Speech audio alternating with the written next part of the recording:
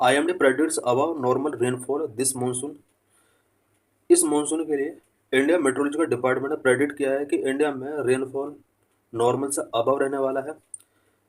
इस सेशन के अंदर हम मानसून से रिलेटेड कुछ इंपॉर्टेंट पॉइंट्स यहाँ पर डिस्कस करेंगे and El Nino and La Nino का इंडियन मानसून पर क्या इम्पैक्ट पड़ता है उससे रिलेटेड कुछ इंपॉर्टेंट पॉइंट्स डिस्कस करेंगे।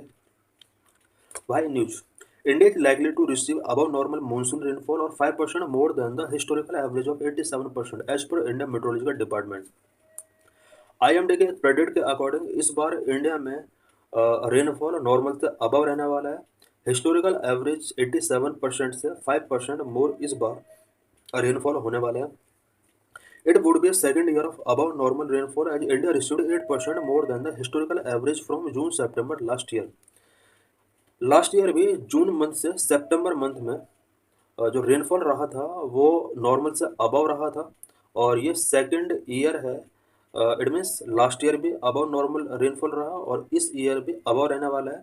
लास्ट ईयर का अगर बात किया जाए तो हिस्टोरिकल एवरेज से जो कि 87 सेंटीमीटर रहता है, इससे 8% मोर रेनफॉल लास्ट ईयर भी रहा। Reasons for surplus rainfall this year, इस ईयर रेनफॉल ज़्यादा क्यों होने वाला है, क्या क्या रीजन्स हैं, इसके मैंने दो रीजन्स हैं। Number one, absence of an El Nino associated with the warming of central equatorial Pacific and weak monsoon rain is a major cause for optimism regarding surplus rain. Surplus rain का जो main reason है वो El Nino का absence है, because अगर El Nino year होता है तो यहाँ पर रेनफॉल ऑटोमेटिक इंडिया के अंदर लैज होता है। अल नीनो जो कि सेंट्रल इक्वेटोरियल पैसिफिक रीजन के ओशन वाटर का अनएक्सपेक्टेडली वार्मिंग होना और इसका इम्पैक्ट इंडिया के अंदर पड़ता है। वार्म होने से इंडिया में रेनफॉल नहीं होता, बट इस बार अल नीनो नहीं है। यही वजह है कि इंडिया में रेनफॉल बहुत ज़्यादा होने वाला है। साथ ही मानसून रेन जो है वो इस बार ज़्यादा होने वाली है।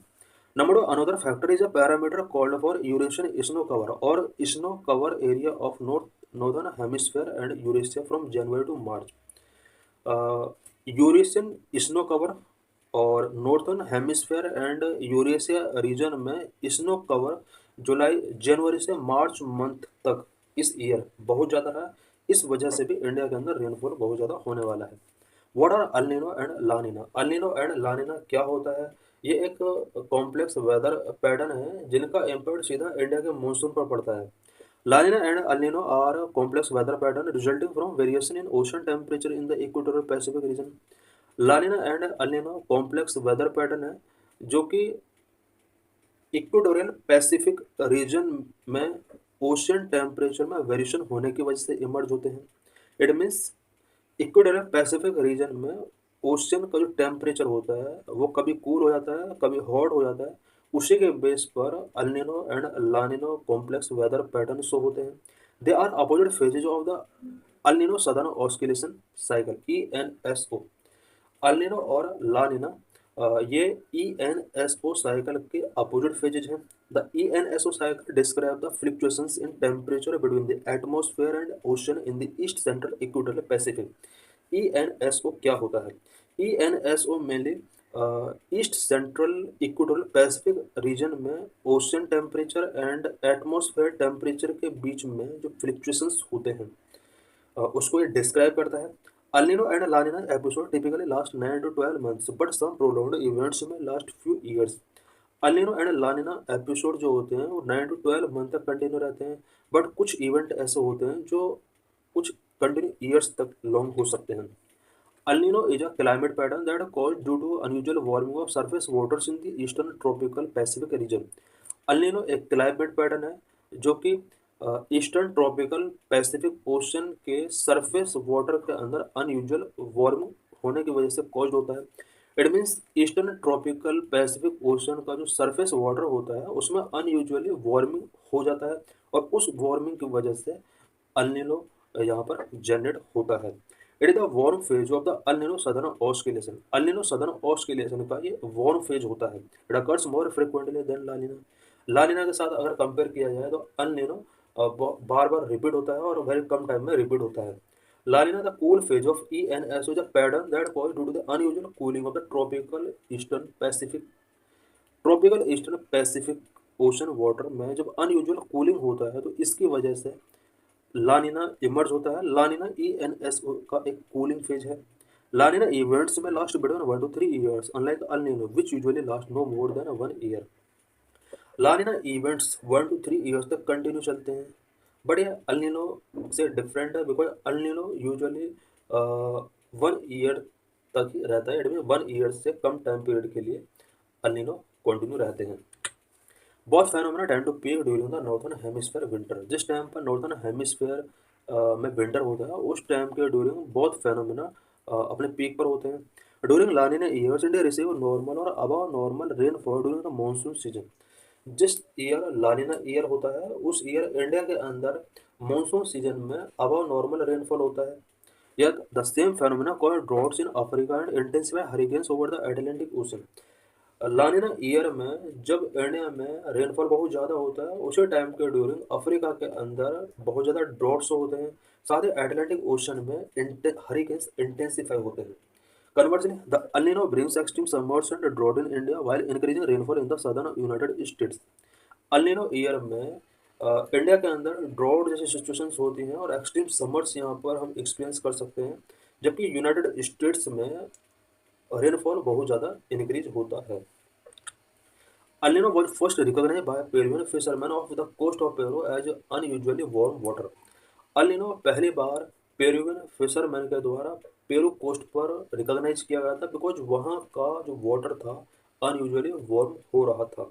Spanish immigrants called it El Nino which means the little boy in Spanish. Spanish immigrants ने इसका नेमिंग अल नीनो गिवन किया बिकॉज स्पेनिश लैंग्वेज में इसका मीनिंग द लिटिल बॉय होता है। La Nina which means the little girl in Spanish, it is also sometimes called El Viejo anti El Nino और simply a cold event. La Nina जिससे हम जिसका meaning little girl होता है स्पेनिश लैंग्वेज में, इसके कुछ अदर नेम भी हो सकते हैं जैसे अल्बिंजो, एंटी अल नीनो और सिंपली कोल्ड इवेंट भी इसका नेमिंग हो सकता है। La Nina and El Nino in recent years. Recent year में कब कब La Nina and El Nino event हमने फेस किया। The pattern of temperature keep confusion alive while the La Nina was expected to emerge by July last year but it was not because temperature pattern की वजह से change हो रहा है और लानिना El Nino जो पैटर्न है इनका भी पैटर्न चेंज हो रहा है। लास्ट ईयर लानिना एक्सपेक्ट किया गया था कि वो जुलाई मंथ में आ सकता था बट वो नहीं आया। The IMD has expected a La Nina to set in by late 2024 और अर्ली 2025। लास्ट ईयर ऐसा एक्सपेक्ट किया IMD ने कि 2024 के लास्ट में लानिना आ सकता है या 2025 के अर्ली टाइम पीरियड में लानिना आ सकता है, बट ऐसा भी नहीं हुआ। This decade began with three consecutive La Nina events: 2020, 21, 22, a rare occurrence known as a triple dip La Nina, followed by an El Nino in 2024, 2023। इस डिकेड में हमने स्टार्टिंग से 2020, 21, 22 में कॉन्जुगेटिव लानिना, 3 कॉन्जुगेटिव लानिना हमने एक्सपीरियंस किया। जब किन्हीं 3 ईयर्स में कॉन्टिन्यू लानिना एक्सपीरियंस किया जाता है तो इस टर्म को ट्रिपल डिप लानिना का नेम गिवन किया जाता है। इसके बाद 2023 में हमने अल नीना ईयर फेस किया। How climate change may affect both La Nina and El Nino events. Climate change किस तरह से El Nino and La Nina events को अफेक्ट कर सकता है। Climate change may increase the frequency and intensity of both La Nina and El Nino events as rising sea and land temperature disrupt the Pacific balance. Climate change अगर होता है तो इससे ला Nina and El Nina events की frequency and intensity change हो सकती है because C temperature rise हो रहा है एंड लैंड टेम्परेचर भी साथ में राइज हो रहा है, जिसकी वजह से पैसिफिक बैलेंस डिसरप्ट हुआ है। This could also amplify extreme लानिना events which generally lead too harsh winters in India. इसकी वजह से लानिना इवेंट्स एक्सट्रीम हो सकते हैं और इंडिया में हार्श विंटर्स इसके थ्रू लीड हो सकता है। How 2024 was different with respect to La Nina? In 2024, La Nina was not emerged as expected। 2024 में एक्सपेक्ट किया जा रहा था कि La Nina आ सकता है बट ऐसा नहीं हुआ। Historically, the La Nina has usually formed during the monsoon or the pre-monsoon period and it has formed only twice between October and December since 1950। Historically La Nina का जो formation होता है वो मानसून या pre monsoon period में होता है, but 1950 के बाद ऐसा ओनली 2 टाइम हुआ है जब लानिना अक्टूबर से दिसंबर मंथ के बिटवीन आया है। La Nina was not emerge in the monsoon even till December, it could affect global weather. Last year La Nina monsoon period में भी नहीं आया और ना ही दिसंबर तक वो एक्सपीरियंस किया गया। ये कहीं ना कहीं ग्लोबल वेदर को अफेक्ट कर सकता है। Many indices of declaration of onset of La Nina और अल्निनो। लानिना और अल्निनो के ऑनसेट को डिक्लेयर करने वाले क्या क्या इंडिकेटर्स हैं? द ऑनसेट ऑफ लानिना और El Nino can be declared on the basis of many indices. For instance, the oceanic Nino index compare the 3 months average sea surface temperature in the east central tropical Pacific with 30 year average.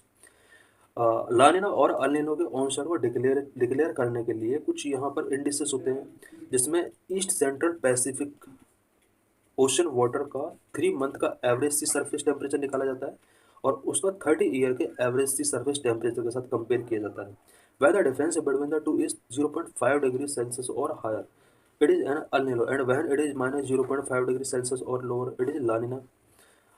30 year के average temperature का अगर 3 month के average temperature के साथ compare किया जाता है, अगर दोनों के बीच डिफरेंस 0.5 डिग्री सेल्सियस और हायर है, तो अल नीनो इवेंट्स एक्सपीरियंस करने की पॉसिबिलिटी है।